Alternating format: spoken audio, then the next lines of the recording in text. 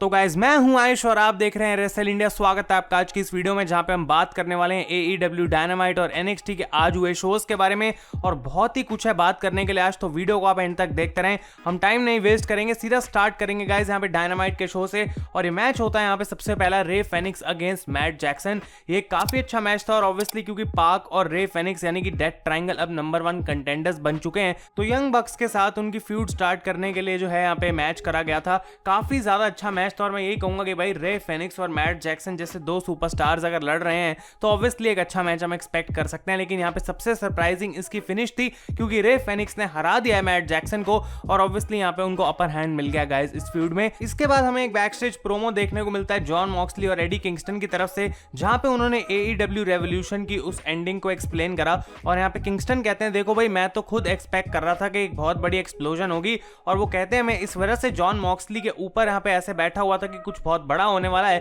क्योंकि मैं उस समय खुद एक पैनिक अटैक में था। और जॉन मॉक्सली भी यहाँ पे इस चीज का मजाक उड़ाते हैं कि देखो भाई ये जो बॉम्ब था ना शायद उसके पैसे इंपैक्ट रेसलिंग ने दिए होंगे तभी वो चला नहीं। और ये कहते हैं कि देखो भाई Kenny Omega was the better man eight AEW revolution, लेकिन मुझे जो है अपना ड्रिंकिंग बडी यानी कि किंगस्टन वापस मिल गया, हम फिर से एक बार दोस्त बन चुके हैं। और यहाँ पे दोनों बेसिकली एग्री करते हैं कि हमको एक बड़ी एक्सप्लोजन देखने को मिलनी चाहिए थी जो कि हुआ नहीं। और अच्छी बात यह है कि AEW इस चीज से भागने के बजाय इसको एक्नॉलेज कर रही है कि हमसे गलती हो गई और उसको किसी ना किसी तरीके से स्टोरी लाइन में वो यूज कर रहे हैं। इसके बाद गाइस हमें मैच देखने को मिलता है कोडी रोड्स का अगेंस्ट सेथ गार्गिस, जो कि आई थिंक AEW डार्क पे लड़ते हैं, तो उनके बारे में मुझे कुछ पता नहीं। और कोडी काफी इजीली यहाँ पे अपना सबमिशन लगा के जीत जाते हैं। मैच के बाद पेंटा आते हैं और उनके साथ ऑब्वियसली एक ट्रांसलेटर खड़ा होता है, एलेक्स खड़े होते हैं, और वो यहाँ पे बेसिकली कोडी की बहुत बेइज्जती मारते हैं कि देखो भाई अगर तुम प्रिंस ऑफ प्रो रेसलिंग हो तो मैं लॉर्ड ऑफ लूचा लिब्रे हूँ। और उनको काफी सारी चीयर भी मिल रही थी। और यहाँ पे वो कोडी को याद दिलाते हैं कि मैंने किस तरीके से तुम्हें इंजर्ड कर दिया था AEW रेवोल्यूशन में, और वो कहते हैं कि मैं तुम्हें और भी ज्यादा इंजर्ड करना चाहता था, इतना ज्यादा कि तुम अपने पैदा होने वाले बच्चे को भी उठा ना सको। तो ये चीज जो है कोडी को बहुत ज्यादा गुस्सा दिलाती है। वो जाते हैं भागते हुए और अटैक कर देते हैं पेंटा पे, और इनके बीच में यहाँ पे हमें एक ब्रॉल देखने को मिलती है और ऐसा लग रहा है कि शायद एक सिंगल्स फ्यूड यहाँ से किक ऑफ हो चुकी है। इसके बाद ऑरेंज कैसिडी और चक टेलर बैठे होते हैं गेमिंग पार्लर में और वो चैलेंज करते हैं किप सेबियन और मीरो को एक रीमैच में, और कहते हैं कि ये सारी गेमिंग मशीन्स जो तुम्हें मीरो इतनी पसंद है इसको हम रिंग साइड पे लगा देंगे, और अगर इस बार हम हार गए तो मैं तुम्हारा बटलर हमेशा के लिए बन जाऊंगा जैसे पहले 1 महीने के लिए बना था। इसके बाद स्टिंग आते हैं बाहर टोनी शिवानी के साथ इंटरव्यू करने, और वो कहते हैं कि डार्बी एलिन एक बहुत ही डेंजरस बंदा है क्योंकि जब भी वो लड़ता है वो पूरी लाइफ जो है अपनी ऑन द लाइन लगा देता है, और अगर उसके साथ हम स्टिंग को मिला दें तो तुम्हें एक विनिंग कॉम्बिनेशन ही मिलेगा, इसकी वजह से हम जीते हैं। अब यहाँ पे बाहर आ जाते हैं लैंस आर्चर और वो स्टिंग को कहते हैं देखो भाई अगर मुझे टीवी टाइम नहीं दिया जाएगा तो मैं टीवी टाइम खुद छीन लूंगा। और वो कहते हैं कि मैं इस कंपनी का फेस हूं और इस चीज को मुझे एक लैडर मैच जीत के प्रूव करने की कोई जरूरत नहीं थी, और अगर मुझे और यहाँ पे AEW की तरफ से कोई अच्छी चीजें नहीं मिलेंगी तो मैं टाइम से ज्यादा चीजें तुमसे छीनूंगा। और काइंड ऑफ वो यहाँ पे स्टिंग को कुछ बोलते हैं और उसके बाद वो वहां से चले जाते हैं। तो ये टीज था कि शायद लैंस आर्चर और स्टिंग एक फ्यूड में आ सकते हैं, लेकिन गाइस इस पे अभी क्लैरिटी नहीं है। इसके बाद ईथन पेज का AEW डायनामाइट डेब्यू हमें देखने को मिला जहां पे उन्होंने इजीली हरा दिया ली जॉनसन को, लेकिन मैच के बाद क्यूटी मार्शल ऐसा लगता है कि मदद नहीं कर रहे ली जॉनसन की, और वो नाइटमेयर फैमिली पे अपनी बैक टर्न करके वहां से चले जाते हैं। तो डस्टिन रोड्स आते हैं फाइनली रिंग में और उनको भी विश्वास नहीं हो रहा कि आखिर क्यूटी मार्शल ने यहाँ पे करा क्या। इसके बाद हमें एडम पेज देखने को मिलते हैं जो कि अपने पैसे उड़ा रहे हैं ऑब्वियसली क्योंकि मैट हार्डी की अर्निंग्स वो जीत चुके हैं, और वो कहते हैं देखो जबकि मोस्ट ऑफ द पैसे तो मैंने एजुकेशन फंड में दे दिए, मैंने अपने लिए नया लॉन मोअर खरीदा है, घास काटने वाली मशीन खरीदी है। डार्क ऑर्डर आ जाता है वहां पे और वो कहते हैं चलो मैं सबको आइसक्रीम खिलाने लेके जाऊंगा, सारे चढ़ जाते हैं उनके ऊपर और वो वहां से गाइस चले जाते हैं।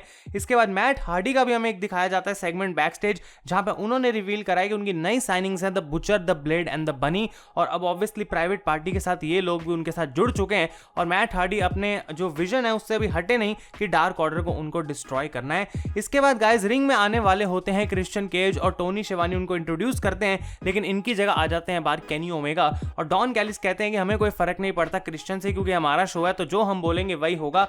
और वो कहते हैं कि देखो AEW रेवोल्यूशन की जहां तक बात है तो बिल्कुल चीजें वैसी हुई जैसे हमने प्लान करी थी, लेकिन ओमेगा कहते हैं देखो डॉन बिल्कुल वैसा सब कुछ नहीं हुआ है, बात हम जानते हैं। और डॉन कैलिस कहते हैं देखो हम इस बात को कंफर्म नहीं करेंगे कि जो गलती हुई वो क्या उसके पीछे हमारा हाथ था या फिर नहीं था, लेकिन एक चीज की हमें खुशी बहुत ज्यादा है कि लोग कुछ एक्सपेक्ट कर रहे थे और हमने उनसे वो चीज छीन ली, और साथ के साथ मॉक्सली भी जो है वो AEW चैंपियनशिप नहीं जीत पाया। तो एडी किंगस्टन आते हैं यहाँ पे रिंग में और वो काइंड ऑफ कन्फ्रंट करते हैं, कुछ बोल नहीं रहे होते, और डॉन कैलिस कहते हैं एडी देखो तुम TNA में थे और मैंने तुमको तब भी एक ही वजह से फायर करा था और वही तुम गलती आज भी कर रहे हो कि जब तुम सक्सेस के बिल्कुल पास पहुंचते पहुंचते हो तो तुम उससे दूर भाग जाते हो, और ये गलती तुमने फिर से रेवोल्यूशन के अंदर भी करी। तो यहाँ पे गाइज इन दोनों के बीच में ब्रॉल स्टार्ट हो जाती है और जॉन मॉक्सली भी आके यहाँ पे सेव करते हैं। ये सारे ब्रॉल करते करते बाहर चले जाते हैं, केनी ओमेगा सिर्फ रिंग में बचते हैं और फाइनली क्रिश्चियन केज आ जाते हैं बाहर। और यहाँ पे केनी ओमेगा एक हैंडशेक ऑफर करते हैं क्रिश्चियन केज को, लेकिन वो उसे डिनाई करते हैं। वो जाते हैं अपने फिनिशर के लिए, लेकिन केनी ओमेगा एस्केप्स और उसके बाद क्रिश्चियन जो है वो यहाँ पे टाइटल उठाते हैं। और वो ऐसा लग रहा है कि शायद एक हिंट दे रहे हैं, टीजर दे रहे हैं कि नेक्स्ट इन लाइन वो हो सकते हैं for the AEW world title. तो ये देखना इंटरेस्टिंग रहेगा। और क्रिश्चियन से अभी भी हमें कुछ सुनने को नहीं मिला है, तो उस चीज के लिए भी AEW हमें वेट करवा रही है। इसके बाद हमें एक 6 वुमेन्स टैग टीम मैच देखने को मिलता है गाइस, जहां पे थंडर रोसा, रायो मिजुनामी, हिकारू शिडा की टीम ने हरा दिया ब्रिट बेकर, माकी ईटो और नाइला रोज को। ये मैच ठीक ठाक था, कुछ बहुत ज्यादा अच्छा यहाँ पे था नहीं, और थंडर रोसा को पिन मिलता है और उसके बाद ब्रिट बेकर आके क्रच से अटैक कर देते हैं यहाँ पे थंडर रोसा को। और गाइस ऑब्वियसली यहाँ पे इनकी फ्यूड अभी भी खत्म नहीं हुई है, आगे बढ़ी जा रही है। इसके बाद डार्बी एलिन का मैच होता है स्कॉर्पियो स्काई के साथ फॉर द TNT चैंपियनशिप, और ऑब्वियसली ये मैच हो रहा है क्योंकि face of the revolution ladder match जो है वो जीते थे स्कॉर्पियो स्काई। और ये मैच गाइस काफी अच्छा हमें यहाँ पे देखने को मिला, और एट द एंड एक इनसाइड क्रेडल यूज करके डार्बी इस मैच को जीत जाते हैं। और मैच के बाद स्कॉर्पियो स्काई बिल्कुल ऐसे अटैक करते हैं डार्बी एलिन पे जैसे कि वो एक हील हो, और उसके बाद वो हंसने भी लग जाते हैं। तो शायद फिर से एक टीजर था शो पे कि स्कॉर्पियो स्काई हील टर्न करने वाले हैं, लेकिन इसकी भी कंफर्मेशन अभी तक हमको मिली नहीं। और फाइनली गाइस इस शो के मेन इवेंट में कुछ ऐसा हमें देखने को मिल गया जो कि बिल्कुल अनएक्सपेक्टेड और आउटस्टैंडिंग स्टोरी लाइन हो चुकी है मेरे लिए। अब तो इनर सर्कल आता है बाहर और जेरिको कहते हैं देखो भाई, जब भी किसी वॉर में चीजें सही नहीं जा रही होती तो बैठ के सारे काउंसिल करते हैं, मीटिंग करते हैं, वही चीज हम भी करने वाले हैं। और शायद अब समय आ चुका है इनर सर्कल में किसी नए मेंबर को लाने का। MJF कहते हैं देखो भाई जेरिको, मैं तुम्हें पूरी रिस्पेक्ट करता हूं, लेकिन शायद इस चीज का भी टाइम आ चुका है कि कुछ बंदों को हमें यहाँ से बाहर निकाल देना चाहिए। और यहाँ पे सैमी गेवारा आते हैं। जेरिको पहले उनसे बहुत खुंदक में होते हैं, लेकिन सैमी कहते हैं तुम बस ये एक वीडियो देख लो जो मैं तुम्हें दिखाना चाहता हूं।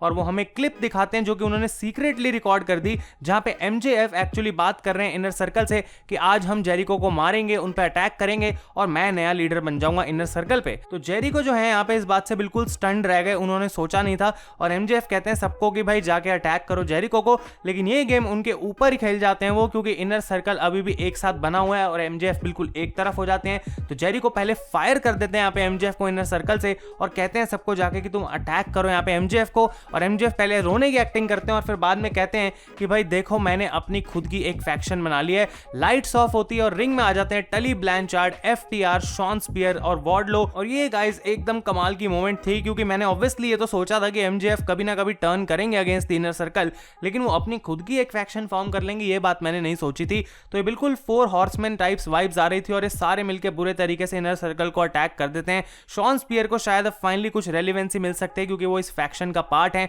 और यहाँ पे क्रिस जेरिको को MJF अटैक करते हैं अपनी डायमंड डायनामाइट रिंग से। और गाइस यहाँ पे उसके बाद उनको वो एक काफी कमाल का पावर बॉम्ब लगाते हैं थ्रू अ टेबल, जो कि ऑब्वियसली वार्डलो ने डिलीवर करा था। तो MJF की नई फैक्शन बिल्कुल जबरदस्त लग रही है और नेक्स्ट वीक की जो डायनामाइट है वो देखनी और भी ज्यादा इंटरेस्टिंग हो जाएगी कि आखिर इस फैक्शन का पर्पस क्या है और क्या उनके गोल्स रहने वाले हैं। अब हम बात कर लेते हैं NXT की गाइस। तो सबसे पहले यहाँ पे विलियम रीगल ने 2 बड़ी अनाउंसमेंट्स करनी थी, जिसमें से पहली ये है कि NXT टेक ओवर अब जो आने वाली है वो 1 नाइट नहीं बल्कि 2 नाइट का शो होगा। उसका नाम है स्टैंड एंड डिलीवर और अप्रैल 7 को वो नॉर्मली हमें टीवी पे देखने को मिलेगी और अप्रैल 8 यानी कि नाइट 2 जो है वो एक्सक्लूसिव रहेगी ऑन द WWE नेटवर्क। और दूसरी अनाउंसमेंट ये है कि NXT के विमेंस टैग टीम टाइटल्स भी अब रिवील कर दिए गए हैं। और मेरे ओपिनियन में बेटर ये चीज रहती है कि अगर विमेंस के जो मेन रोस्टर पे टैग टीम टाइटल्स हैं उन्हीं को शिफ्ट कर दिया जाता है NXT में, क्योंकि NXT का डेफिनेटली विमेंस डिवीजन बेटर है और मेन रोस्टर पे सुपरस्टार्स की रिक्वायरमेंट है जो कि सिंगल्स फ्यूड अच्छी बना सके, टैग टीम में ना लगे रहे।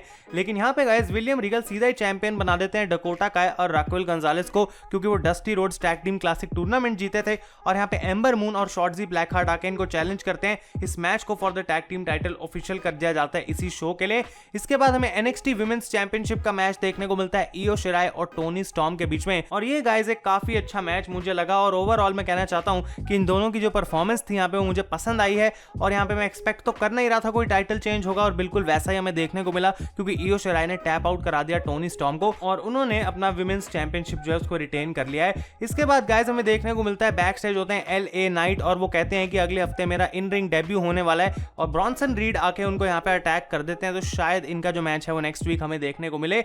इसके बाद पीट डन हरा देते हैं जेक एटलेस को। इस मैच में कुछ भी खास नहीं था, ये रैंडम था। और पीट डन मैच के बाद प्रोमो कट करते हैं कि देखो भाई यही वो टाइम है, रेसलमेनिया सीजन है, सबसे इंपॉर्टेंट टाइम रेसलिंग की दुनिया में, जब तुम्हें अपनी गेम को जो है वो आगे बढ़ाना है, A लेवल तक पहुंचना है। और वो कहते हैं कि मैं definitely best technical wrestler in the world हूं, और वो काइंड ऑफ सीधा सीधा कह रहे हैं कि मुझे कुछ बड़ा चाहिए, लेकिन उनको मिलेगा क्या उसका आइडिया अभी हमें नहीं है। इसके बाद इंपीरियम का प्रोमो हमें देखने को मिलता है गाइस, जहां पे वो बार बार बोल रहे हैं कि टिमोथी थैचर उनको ज्वाइन कर लें, क्योंकि उनकी जगह जो है वो इंपीरियम में खाली पड़ी है। और वो ये चीज इसलिए बोल रहे हैं क्योंकि WWE में आने से पहले इन सभी लोगों का एक स्टेबल था गाइस, जिसका नाम था रिंग कैंप, और इस फैक्शन के अंदर मार्सेल बार्टेल, वॉल्टर और टिमोथी थैचर ये सारे लोग थे, और ऑब्वियसली अब वो चाहते हैं कि उनको वापस ज्वाइन कर लें। तो यहाँ पे वो कहते हैं कि हमें पता है कि टिमोथी थैचर तुम्हारे पार्टनर है टोमासो चांपा, तो तुम उनसे डेफिनेटली जाके पूछ सकते हो, और अगर वो भी हमारे ग्रुप में आना चाहते हैं तो तुम्हारी वजह से हम उन्हें भी एक्सेप्ट कर लेंगे। लेकिन बाद में जाकर जब टोमासो चांपा कन्फ्रंट करते हैं टिमोथी थैचर को, वो कहते हैं देखो भाई सिंपल सी बात है, मुझे कोई इंटरेस्ट नहीं है इंपीरियम को ज्वाइन करने में, और मैं तो चाहूंगा वॉल्टर से एक मैच लड़ना, लेकिन उससे पहले अगले हफ्ते क्यों ना हम दोनों जो है वो इंपीरियम के अगेंस्ट एक टैग टीम मैच लड़ें। तो आई थिंक ये अगले हफ्ते मैच तो होगा, और उसमें शायद टिमोथी थैचर टर्न कर जाएंगे ऑन टोमासो चांपा, और वहां से शायद गाइस हो सकता है कि वॉल्टर वर्सेस चांपा बिल्ड करा जाए जो आने वाली NXT टेकओवर है उसके लिए। इसके बाद NXT के विमेंस टैग टीम टाइटल का मैच हमें देखने को मिला, जहां पे शॉकिंगली एक टाइटल चेंज हो गया। मैंने बिल्कुल एक्सपेक्ट नहीं करा था, लेकिन एम्बर मून एंड शॉर्टजी ब्लैकहार्ट जो है वो नए चैंपियन बन चुके हैं। आई थिंक ये डिसीजन कहीं ना कहीं गलत है, क्योंकि डकोटा काय और रॉकेल गंजालेस काफी कमाल के चैंपियंस रह सकते थे लंबे समय तक, लेकिन इसके बाद हमें पता लगा ऐसा क्यों NXT कर रही है, क्योंकि बैक स्टेज गाइस इयो शिराई कन्फ्रंट करती हैं और रॉकेल गंजालेस को कहती हैं आई वांट यू नेक्स्ट। तो ये क्लियर है कि NXT चैंपियनशिप जो आने वाली है विमेंस की टेक ओवर में इन दोनों का ही मैच होगा। इसके बाद जॉर्डन डेवलिन का प्रोमो होता है, जहां पे वो कहते हैं नेक्स्ट वीक मैं वापस आ रहा हूं, फाइनली मैं ट्रैवल कर सकता हूं। और गाइस आप लोग मुझे कमेंट्स में बताएं कि क्या सीन चल रहा है, क्या 2 क्रूजर वेट चैंपियन है, क्योंकि मुझे कुछ यहां पे समझ नहीं आ रहा, और इसी वजह से सैंटोस एस्कोबार विलियम रीगल से बहस भी रहे थे, और next week Jordan Devlin is going to come back. इसके बाद ऑस्टिन थ्योरी आते हैं बैक स्टेज, और द वे के साथ वो खड़े होते हैं, और एक बार फिर से उनको गार्गानो याद दिलाते हैं कि क्या क्या उनके बारे में डेक्स्टर ल्यूमिस ने गलत बोला था। ऑस्टिन थ्योरी बहुत गुस्से में आ जाते हैं और वो कहते हैं I want to fight Dexter Lumis. ये मैच नेक्स्ट वीक के लिए गाइस ऑफिशियल कर दिया गया है, और यहां से वो सारे चले जाते हैं। इसके बाद जाया ली का मैच होता है केडन कार्टर के साथ, जहां पे रिंग साइड होते हैं केसी कैटनजारो, और वो अपने क्रच से अटैक कर देती हैं जाया ली को बुरे तरीके से। बोआ आ जाते हैं रिंग में और वो रोक लेते हैं यहाँ पे केसी कैटनजारो को, लेकिन उसके बाद बेसिकली ये और केडन कार्टर वहां से भाग जाते हैं। इसके बाद लेगाडो डेल फैंटास्मा का मैच होता है द ग्रिजल्ड यंग वेटरन्स के साथ, जहां पे MSK आते हैं गाइस ब्रिजांगो बन के, ऐसे एक्टिंग करते हैं वो, और यहाँ पे एक डिस्ट्रैक्शन की वजह से लेगाडो मैच को जीत जाती है, और मैच के बाद फाइनली यहाँ पे ब्रिजांगो भी वापस आ जाते हैं। तो ये डबल ट्विस्ट था इस मैच के अंदर, और गाइस यहाँ पे हमें देखने को मिला। और फाइनली शो के मेन इवेंट में NXT title match Finn Balor against Adam Cole, this was absolutely fantastic. बहुत अच्छा मैच था इन दोनों के बीच में, मतलब मैं ये नहीं कहूंगा कि 5 स्टार क्लासिक था, लेकिन तब भी टीवी के हिसाब से काफी अच्छा मैच था। 2 इसके अंदर कमर्शियल्स भी थे, और मैच के एंड में एडम कोल रिंग साइड होते हैं, और यहाँ पे जो है गाइस आ जाते हैं काइल ओराइली, और एडम कोल शॉक्ड रह जाते हैं। फिन बैलर एक 1916 DDT लगाते हैं रिंग साइड पे, और इसके बाद वो रिंग में जाते हैं और एक कूड़ा ग्रा लगाते हैं गाइस एडम कोल पे, इस मैच को जीत जाते हैं। और उसके बाद काइल ओराइली रिंग में जाते हैं, और ऐसा लगता है कि एडम कोल एक बार फिर से जो है एक लो ब्लो करेंगे, बिल्कुल वैसे ही जैसे उन्होंने रॉड्रिक स्ट्रॉन्ग को करा है, लेकिन इस बार सारी चीजें स्टडी करके आए हैं काइल ओराइली। वो हाथ पकड़ लेते हैं यहाँ पे एडम कोल का, उनके हाथ से उनका अनडिस्प्यूटेड एरा का बैंड निकालते हैं, और यहाँ पे गाइस उन पे वो अटैक कर देते हैं। और ये एक तरफ होता है, दूसरी तरफ फिन बैलर रिंग में खड़े होते हैं, और उनके पीछे आ जाते हैं कैरियन क्रॉस। तो ये मुझे बहुत ही ज्यादा कमाल की मोमेंट लगी कि क्लियर कर दिया गया यहाँ पे 2 बड़े मैच जो टेक ओवर में होने वाले हैं। फाइनली कैरियन क्रॉस जो है उनको फिर से NXT चैंपियनशिप के लिए मौका मिल रहा है। क्रूजर वेट चैंपियन को हराने के बाद अब वो यहाँ तक पहुंच चुके हैं, और आई थिंक टेक ओवर में टाइम आ चुका है कि फिन बैलर अपना टाइटल ड्रॉप करेंगे, and he will be losing the NXT championship to Karrion Kross. तो ओवरऑल मैं बात करूं तो दोनों ही NXT और डायनामाइट की एंडिंग्स जो थी वो आज सुपर्ब रही, अनएक्सपेक्टेड रही, और अब आगे के लिए जो है वो इंटरेस्ट बन रहा है। स्टोरी लाइन AEW की इस टाइम पे एब्सोल्युटली फिनोमिनल चल रही है, बहुत ज्यादा इंटरेस्ट आ रहा है हर एक चीज के अंदर। तो गाइस ये देखना इंटरेस्टिंग रहेगा कि वो आगे के पेपर व्यू के लिए बिल्ड कैसे करते हैं। तब तक के लिए अगर आपको ये वीडियो पसंद आए इसे लाइक करें। Thank you so much for watching. मैं हूं आयुष और आप देख रहे हैं रेसल इंडिया।